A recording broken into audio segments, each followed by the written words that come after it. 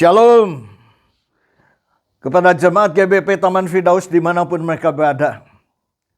Kepada teman-temanku yang ada di Bandung Alena Tennis Group. Kepada teman-temanku yang ada di seluruh Indonesia. Shalom. Pada saat ini saya mau sharing mengenai firman Tuhan. Judulnya adalah rahasia doa yang dijawab oleh Tuhan. Waduh, rahasia doa yang dijawab oleh Tuhan. Siapa yang tidak ingin doa dijawab oleh Tuhan? Semua ingin doa kita dijawab oleh Tuhan. Tapi bagaimana caranya supaya setiap doa kita dijawab oleh Tuhan? Kita akan melihat firman Tuhan terambil dari Yakobus 5 ayat 16. Yakobus 5 ayat 16. Saya akan membacakannya. Karena itu hendaklah kamu saling mengaku dosa dan saling mendoakan supaya kamu sembuh. Doa orang yang benar bila dengan yakin didoakan besar sekali kuasanya. Hebat nggak? Hebat, luar biasa. Jadi semua orang ingin supaya doa dijawab. Inilah rahasianya. Yakobus 5 ayat 16. Di situ ada kata saling. Saling mengaku dosa. Saling. Saling berarti ada dua orang berkumpul. Bukan satu orang. Firman Tuhan mengatakan dua orang berkumpul. 2-3 orang berkumpul. Aku hadir di situ. Betul? Maka itu perlu 2-3 orang berkumpul. Saling mendoakan. Saling bisa juga saling mengasihi. Saling bisa juga apa? Bukan mengasihi. Saling memperhatikan. Saling menghormati. Saling berkorban. Saling peduli. Saling. Jadi dua orang ini harus orang percaya kepada Yesus. Saling mendoakan. Kalau kita baca di Matius 22 ayat 37. Kasihlah Allahmu dengan segenap hati, segenap jiwa, segenap akal budimu. 39 mengatakan kasihlah sesamamu seperti engkau mengasihi dirimu sendiri. Inilah kasih sesamamu. Ada unsur kasih sesamamu. Jadi saling itu saling mengasihi, orang yang saling mengasihi dua orang. Bisa aja suami istri dua orang. Bisa aja suami sama anak dua orang. Bisa aja teman baik dua orang. Yang saling mengasihi, yang saling mempedulikan, yang saling menghormati. Berdoa, saling mengaku dosa. Mengaku dosa, saudara. Mengaku bahasa aslinya exomologeo.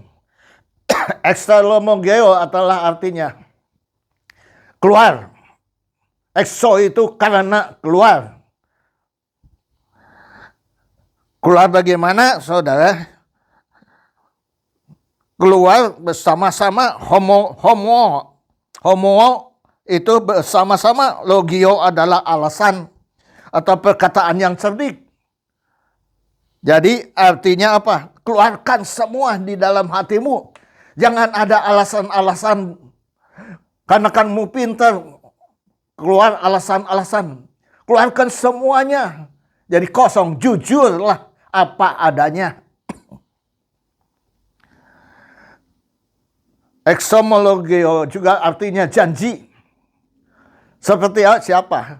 Yudas menjanjikan bahwa dia akan menyerahkan Yesus. Itulah janji. Exomologio juga mulia.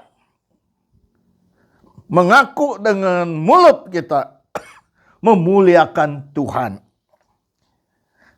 Kalau kita baca di Matius 3 ayat 6. Mereka mau dibaptis, mereka mengaku dosa-dosa mereka. Jadi orang percaya waktu mau dibaptis, mereka mengaku dosa-dosa mereka.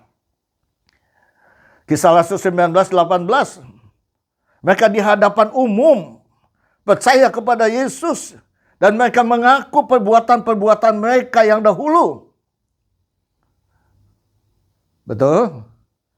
Maka itu mulai saat ini kita sendiri harus sungguh-sungguh dalam kehidupan kita mengaku segala hal yang kita lakukan di hadapan Tuhan. Saudara tidak bisa mengelabui Tuhan. Semua apa yang kita lakukan Tuhan tahu. Tuhan mencatatnya di buku kehidupan kita, jalan kehidupan kita. Kalau kita baca Filipi 2 ayat 11 mengatakan, dan segala lidah mengaku. Mengaku apa? Yesus Kristus adalah Tuhan bagi kemuliaan Allah Bapa. Jadi manusia tidak luput dari kesalahan-kesalahannya. Kalau kita baca, mengaku apa? Mengaku dosa-dosa kita. Dosa adalah harmatia. Harmatia adalah berpisah dengan kebenaran. Jadi dalam kehidupan kita tidak ada kebenaran. Itu adalah dosa. Kalau kita baca ayat 1 Yohanes 3 ayat 4 mengatakan, setiap orang yang berbuat dosa melanggar juga hukum Allah. Sebab dosa adalah pelanggaran hukum Allah. Dosa adalah pelanggaran hukum Allah. Jadi dosa itu pelanggaran hukum Allah. Apa saja pelanggaran hukum Allah? Kalau baca di Keluaran 20 ayat 1 dan seterusnya adalah mengenai 10 perintah Allah. Kalau kita melanggar perintah Allah, itu adalah melanggar hukum Allah dan kita adalah dosa. Apalagi kita menyebut Allah sembarangan.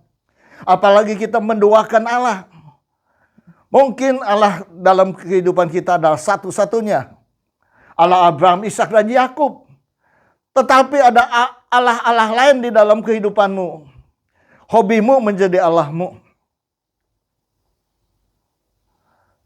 Kesukaanmu, keinginanmu, itu bisa lebih kita mengasihi Allah. Jadi itu pun adalah Allah atau ilah di dalam kehidupanmu. Tuhan tidak mau kita ada Allah lain. Jangan menyembah patung. Patung itu jangan disembah.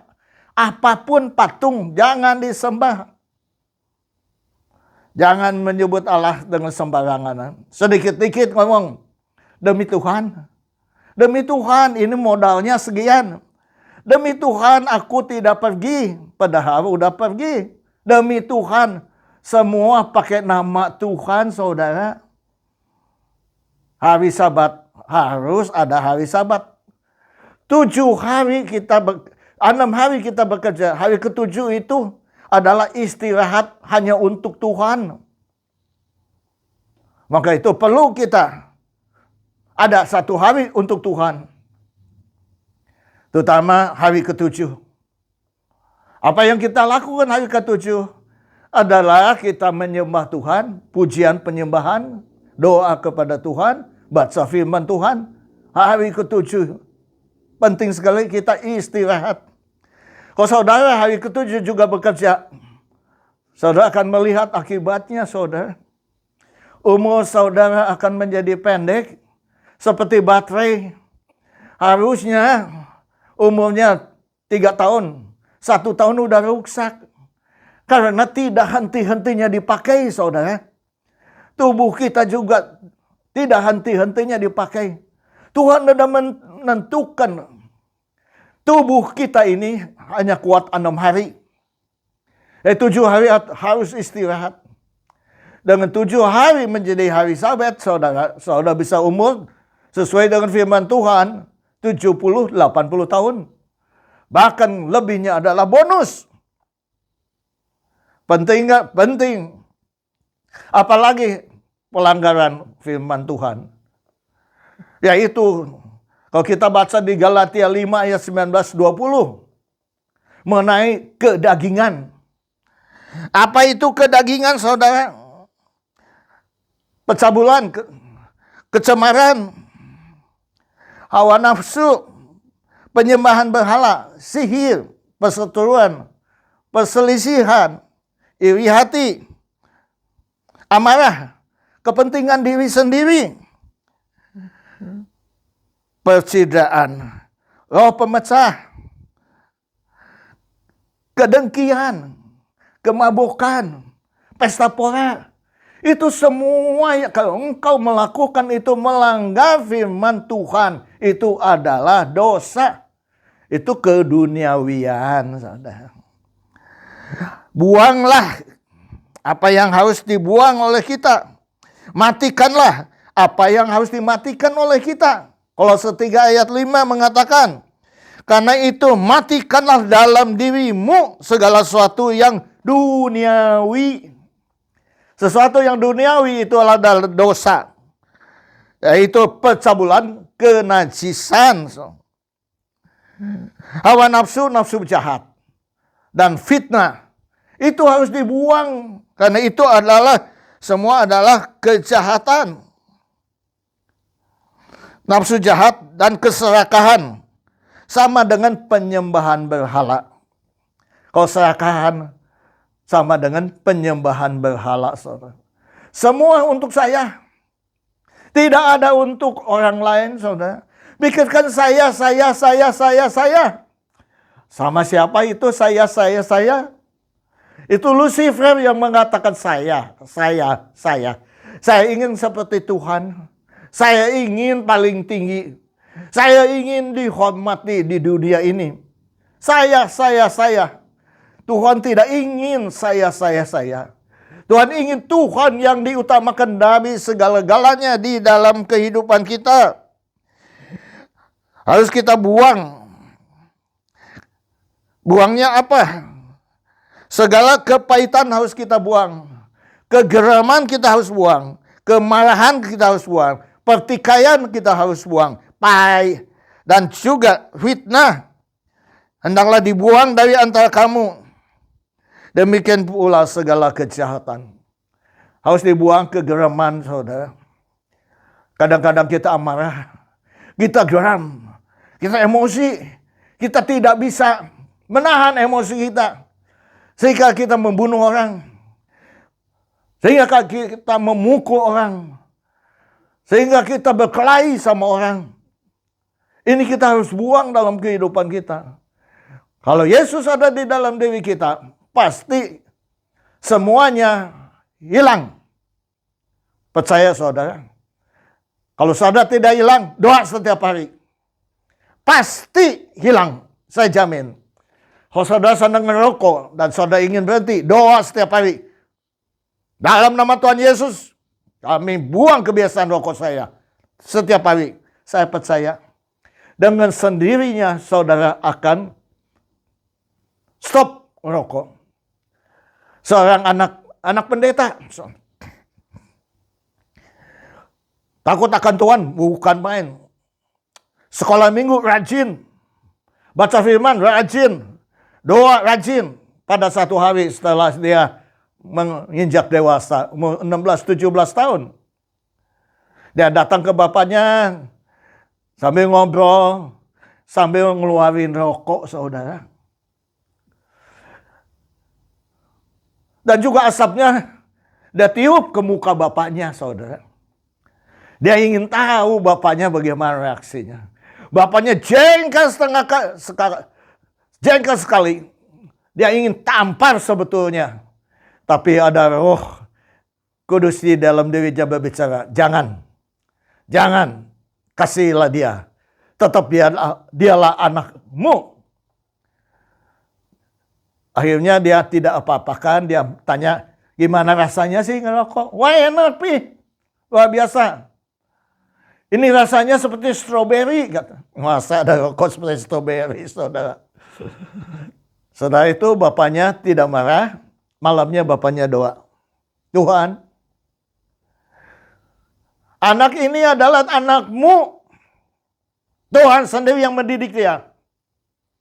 Dia doa setiap malam. 2 minggu saudara. Anaknya datang lagi. Tapi ternyata rokok itu nggak enak. Saya olahraga jadi nyesek katanya. Luar biasa Kak. Siapa yang bekerja? Tuhan kita. Kenapa? Karena doa saudara. Saling mengaku dosa. Mengaku dosa. Saudara tahu, kalau saudara berdosa, kuncinya adalah 1 Yohanes 1 ayat 9. Kalau engkau mengakui segala dosamu, dia dengan setia dan adil mengampuninya. Ini kunci yang luar biasa. 1 Yohanes 5 ayat 17 mengatakan, segala dosa dapat diampuni, kecuali apa saudara? Apa yang tidak dapat diampuni? Menghujat Roh Kudus tidak dapat diampuni saudara. Segala dosa dan hujat bisa diampuni. Tapi menghujat Roh Kudus tidak dapat diampuni. Apalagi yang tidak bisa diampuni saudara. Ibrani 10 ayat 26. Dosa yang sengaja. Padahal kita tahu itu tidak boleh, itu dilarang. Tapi dia melakukan juga. Tadi kita udah sebutkan pencabulan, perzinahan, hawa nafsu, nafsu jahat, keserakahan. Saudara, kepahitan, kegeraman itu harus dibuang. Kalau nggak dibuang itu dosa saudara. Dosa yang sengaja, udah tahu itu dosa, dia lakukan juga. Sehingga dia tidak dapat menyerahkan korban untuk menghapus dosa. Dosa yang tidak dapat diampuni. Ibrani 10 ayat 27. Seharusnya engkau dihukum berat karena engkau menginjak-injak anak Allah dan menajiskan darah perjanjian yang menguduskannya dan menghina kasih karunia roh. Roh kasih karunia menginjak-injak, menajiskan darah Yesus, saudara. Itu yang tidak dapat diampuni, saudara. Tapi sekarang ada kuncinya, mengaku dosa. Daud berbuat dosa. Istri orang lain, istri Uria diambilnya. Tapi Nabi Nathan menegur dia. Apa reaksi Daud? Daud mengaku dosa. Tuhan mengampuni sehingga dia tidak mati. Tapi anaknya yang dilahirkan oleh Betseba mati. Asal mengaku dosa, Tuhan ampuni dosamu. Masih ingat mengenai Abraham? Abraham masuk ke satu kota, satu negeri. Dia takut bahwa negeri itu tidak takut akan Tuhan. Sehingga dia bicara dengan istrinya Sarah. Supaya dia mengaku saudaranya. Sehingga dia masuk dan raja melihat pegawai-pegawai raja memuji-muji kecantikannya dari Sarah. Akhirnya apa? Akhirnya diambil oleh Abimelek, Raja Abimelek. Tetapi waktu malamnya Tuhan kasih mimpi bahwa Abimelek berbuat dosa yang besar. Itulah karena istri Nabi engkau ambil sebagai istrimu. Akhirnya dipanggillah Abraham. Tetapi Abraham mengaku dosa. Hebat gak? Dia katakan betul dia istri saya. Tapi dia juga betul saudara saya. Karena saya takut masuk ke kota ini dan kota ini tidak takut akan Tuhan dan saya akan dibunuh dan istri saya akan diambil. Kata Abimelek, tidak akan begitu. Nih, kembalikan lagi istrinya. Luar biasa enggak? Mengaku dosa itu luar biasa saudara. Maka saudara, kuncinya dari kesalahan kita adalah mengaku. Banyak orang tidak mau mengaku di hadapan Tuhan. Mau mengaku tidak mengaku Tuhan tahu, saudara. Pencuri, perampok ditangkap. Mereka tidak mengaku sampai dipukulin, saudara. Ada orang juga kerjanya jual obat-obatan, ekstasi, dan yang lain-lainnya. Waktu ketangkap, dia tidak mau mengaku siapa bandarnya. Tidak mau mengaku. Bahkan ada yang bunuh diri. Berkorban satu orang untuk supaya bandarnya tidak ditangkap. Bayangkan, bisa begitu. Tapi firman Tuhan ingin kita mengaku. Walaupun kita salah kepada anak kita, kita harus mengaku. Kita salah kepada istri kita, kita pun harus mengaku. Dengan itu firman Tuhan akan digenapi. Dia akan mengampuni dosa-dosa kita. Saling mengaku dosa itu penting sekali. Keduanya saling mendoakan. Doa adalah komunikasi dengan Tuhan. Doa adalah napas kita. Doa adalah minta Tuhan mengambil alih masalah kita yang kita tidak dapat selesaikan. Puji Tuhan. Maka perlu enggak kita berdoa? Perlu, saudara. Firman Tuhan. Saudara melihat firman Tuhan. Siapa yang berdoa? Setiap hamba-hamba Tuhan. Setiap pelayan-pelayan Tuhan. Pasti berdoa. Karena itu hubungan dengan Allah. Maka Yesus mengajarkan doa Bapa kami. Bapa kami yang di surga, dikuduskanlah namamu, datang ke kerajaanmu, jadilah kehendak-mu di bumi seperti surga. Berikanlah kami pada hari ini makanan kami yang secukupnya, dan ampunilah kesalahan kami, seperti kami juga mengampuni orang yang bersalah kepada kami. Amin. Jadi kita berdoa, kita harus tahu aturannya. Satu, Bapa kami yang di surga.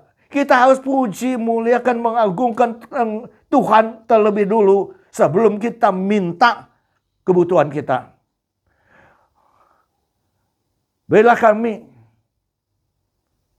Bapa kami yang di surga, dikuduskanlah namamu, datanglah kerajaanmu, jadilah kehendak-mu di bumi seperti surga. Berikanlah kami pada hari ini makanan kami yang secukupnya. Baru kita minta kebutuhan-kebutuhan kami.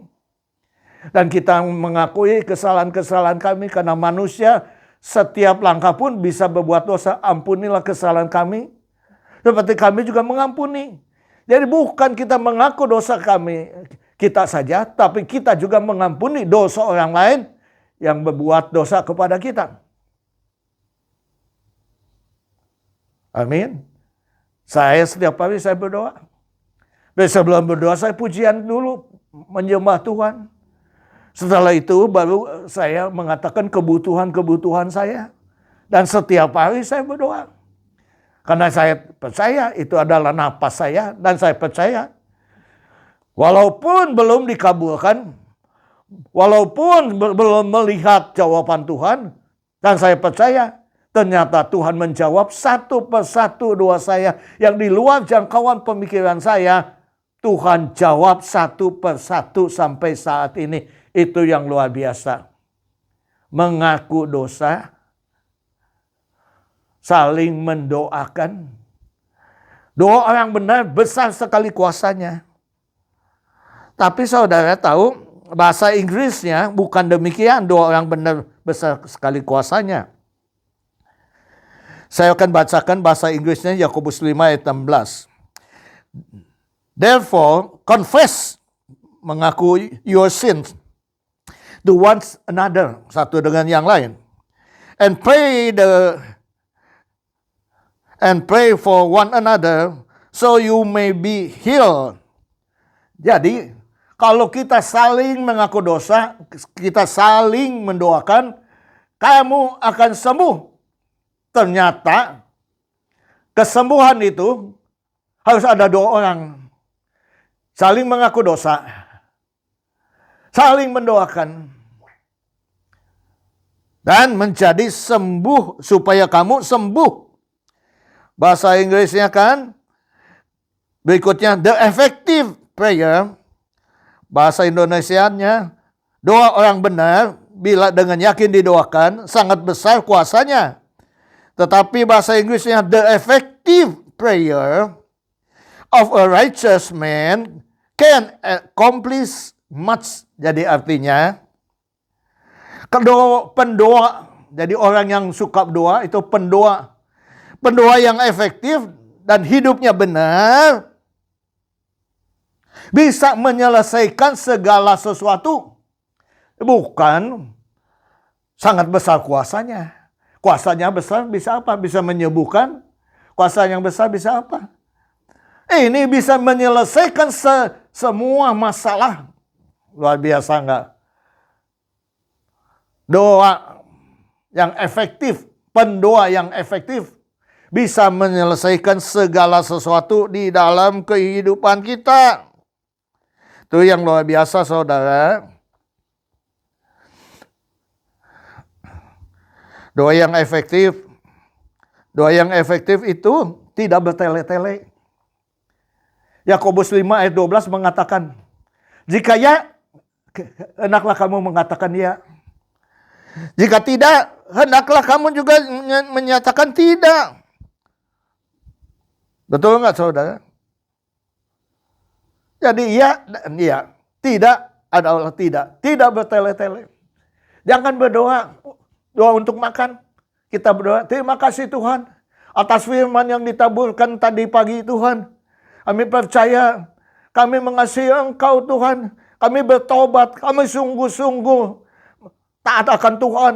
Kami sungguh-sungguh baca firman Tuhan dan melakukan firman Tuhan. Doa makan, saudara. Jangan muter dulu ke Surabaya, ke Medan, saudara, baru doa makan. Doa makanlah singkat saja, saudara. Terima kasih atas berkat Tuhan yang Tuhan berikan kepada kami. Makanan minuman yang di hadapan kami sebelum kami makan. Sucikan, kuduskan firman-Mu. Sehingga kesehatan, kekuatan tubuh jasmani kami. Orang-orang yang dimanapun mereka berada, Tuhan, yang kekurangan, Tuhan penuhi kebutuhan mereka. Sehingga mereka pun dapat memuji, memuliakan, mengagungkan Engkau. Karena mereka pun mendapatkan makanan yang Kau berikan kepada mereka. Amin. Tidak bertele-tele, saudara. Doa yang efektif, pendoa. Maksud pendoa ini adalah bahwa orang yang suka doa, pendoa, efektif itu singkat. Mulailah kita berdoa efektif. Maka hasilnya bisa menyelesaikan banyak masalah, tantangan, pergumulan dapat diselesaikan karena doa kita. Kenapa saudara bisa diselesaikan? Karena itu doa orang benar besar sekali kuasanya, yaitu bahwa kalau kita doa dengan efektif, berarti kita adalah pendoa. Berarti Tuhan sendiri itu campur tangan di dalam kehidupan kita. Bahwa Tuhan ada di dalam diri kita. Roh Kudus ada di dalam diri kita. Waktu kita berdoa, semua terjadi. Karena apa? Karena Kristus Yesus yang ada di dalam diri kita. Maka itu perlu dibaptis. Karena dibaptis itu adalah kita dibaptis dalam nama Kristus. Berarti kita telah mengenakan Kristus. Kristus ada di dalam diri kita, saudara. Doa yang efektif, nggak usah panjang-panjang. Karena Kristus sendiri yang mendoakan melalui kita, melalui mulut bibir kita. Jadi efektif sekali, saudara. Pleng. Doa sakit sembuh. Doa masalah, Tuhan jawab. Luar biasa nggak? Karena Tuhan sendiri ada di dalam diri orang itu. Sehingga bisa menyelesaikan banyak masalah, saudara. Begitu juga kalau kita baca di Markus 5 ayat 1 sampai 20 mengenai apa, saudara? Itu mengenai iblis yang ada di kuburan Gerasa. Mereka mengikat dia, dilepaskan, dia bisa melepaskan. Dirantai bisa dilepaskan. Rantai bisa diputuskan. Belenggu dimusnahkan, saudara. Sehingga orang takut sama dia. Dia berteriak-teriak naik ke bukit. Berteriak-teriak di bukit. Memukul dirinya dengan batu, saudara. Bayangkan aja. Nah. Tapi waktu Yesus datang, dia menyembah kepada Yesus dan minta Yesus supaya jangan dikeluarkan, jangan diusir dia. Dia melihat babi, supaya dia diizinkan masuk kepada babi itu.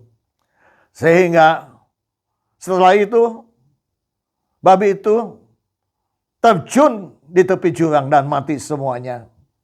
Ini menandakan kuasa dari Tuhan sendiri. Begitu kuasanya, kalau kuasa Tuhan ada di dalam diri kita, sama luar biasa. Markus 9 ayat 14 sampai 29 itu berbicara mengenai setan juga. Roh jahat yang membuat seorang anak bisu. Waktu roh jahat datang, anak ini terpelanting, terguling-guling dan berbusa dari mulutnya. Giginya gemeretak. Tubuhnya kejang-kejang, saudara. Seringkali roh jahat membawa dia ke mana? Ke api. Seringkali bawa ke air supaya dia binasa. Maka dia minta tolong kepada Yesus untuk menyembuhkannya. Yesus menyembuhkannya. Luar biasa enggak? Luar biasa, saudara. Maka dalam kehidupan kita, jangan setengah-setengah di dalam Tuhan. Jadilah pendoa yang punya kuasa. Karena Tuhan Yesus ada di dalam diri kita. Dan kita doa dengan efektif. Sehingga sungguh-sungguh, saudara, apapun permasalahannya dapat diselesaikannya. Amin, saudara. Jadi jadilah orang percaya, baca firman Tuhan, melakukan firman Tuhan, undang Yesus, dibaptis. Tuhan Yesus ada di dalam dirimu. Roh Kudus ada di dalam dirimu, saudara. Coba kita baca di Roma 8 ayat 26-27.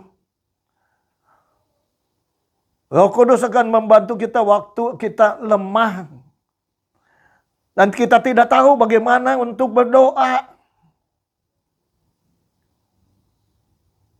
Tapi Roh Kudus yang akan berdoa untuk kita dengan keluhan-keluhan yang tidak terucapkan. Dan Tuhan menyelidiki hati kita. Dan tahu maksud Roh Kudus. Bahwa Roh Kudus mengerjakan sesuai dengan kehendak Allah untuk orang-orang kudus. Roh Kudus ada di dalam diri kita. Yesus Kristus ada di dalam diri kita. Allah Abraham, Ishak, Yakub ada di dalam diri kita. Siapa lawan kita dalam kehidupan kita? Tidak ada lawan. Sehingga ada lawan. Puji Tuhan. Jadi ingat baik-baik, doa penting sekali. Mulai hari ini belajarlah doa. Apalagi yang diajarkan oleh Tuhan Yesus Kristus. Doa Bapa kami. Hafallah doa Bapa kami. Kedua, mulailah belajar puji-pujian. Kalau kau tidak bisa nyanyi, nyanyi haleluya, haleluya, haleluya aja 12 kali. Terus 15 menit, saudara. Udah itu doalah minta kebutuhan-kebutuhan kita. Dan percaya. Doa yang efektif. Segala permasalahan dapat diselesaikan. Karena Yesus Kristus di dalam diri kita yang menyelesaikan semua permasalahan. Masalah kecil, masalah besar. Karena kita minta Tuhan mengambil alih masalah kita. Dan dia akan berikan jalan keluar yang luar biasa bagi kita. Terima kasih. Serahkan semuanya hanya di tangan kuasa-Mu. Terima kasih Tuhan Yesus. Kami percaya doa saling mendoakan, saling mengaku dosa supaya sembuh. Tetapi doa yang efektif akan menyelesaikan segala masalah. Kami percayakan dalam sanubari kami. Sehingga sungguh-sungguh firman ini akan tertanam dan kami akan lakukan, kami akan mempraktekkan, kami akan membuktikan bahwa doa-doa kami yang efektif menghasilkan penyelesaian untuk permasalahan kami. Masalah rumah tangga, masalah bisnis, masalah pekerjaan, apapun masalahnya, kami percaya dengan iman percaya. Orang benar itu siapa? Kita orang benar, saudara. Karena kita sudah dibenarkan oleh Yesus Kristus. Karena kita percaya kepada Dia. Dan iman percaya. Kita adalah orang benar, saudara. Karena darah Kristus yang mendamaikan kita dengan Allah. Karena kita sudah ditebus oleh Kristus Yesus yang Tuhan anugerahkan untuk menebus dosa-dosa kita. Sehingga kita dibenarkan, kita diselamatkan, dan kita diampuni. Tuhan Yesus memberkati. Amin. Kita akan masuk di dalam perjamuan kudus. Kita renungkan 2000 tahun yang lalu Yesus Kristus masuk di kayu salib. Yesus Kristus mati di kayu salib. Karena dosa-dosa kita. Dia mengambil alih dosa-dosa seisi dunia. Hanya kepada siapa yang percaya tidak binasa. Melainkan beroleh hidup yang kekal. Terima kasih Bapak. Kalau Engkau telah berkorban untuk kami. Siapakah kami Tuhan? Sehingga menjadi perhatian yang datang daripada Engkau sendiri kepada kami. Sehingga kami ada sebagaimana kami ada sekarang. Karena Yesus Kristus yang telah mengasihi kami. Terima kasih Bapa. Kami serahkan persekutuan yang indah dengan Engkau melalui perjamuan kudus. Sesuai dengan firman Tuhan. Sebab apa yang telah kuteruskan kepadamu, telah aku terima dari Tuhan Yesus.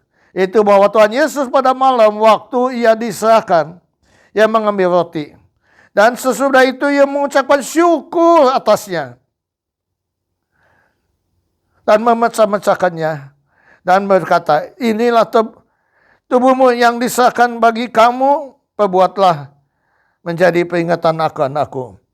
Angkatlah roti ini tinggi-tinggi. Renungkanlah waktu 2000 tahun yang lalu Yesus mati di kayu salib untuk kami semua. Terima kasih Bapa untuk pengorbananmu yang luar biasa bagi kami. Kami ada sebagaimana kami ada sekarang karena Engkau Tuhan. Kami mau bersekutu dengan Engkau Tuhan. Kami mau seperti Engkau Tuhan. Kami mau serupa segambar dengan Engkau Tuhan. Terima kasih Bapa. Kami serahkan kehidupan kami di dalam nama Tuhan Yesus Kristus. Marilah kita makan roti ini bersama-sama dalam nama Tuhan Yesus Kristus.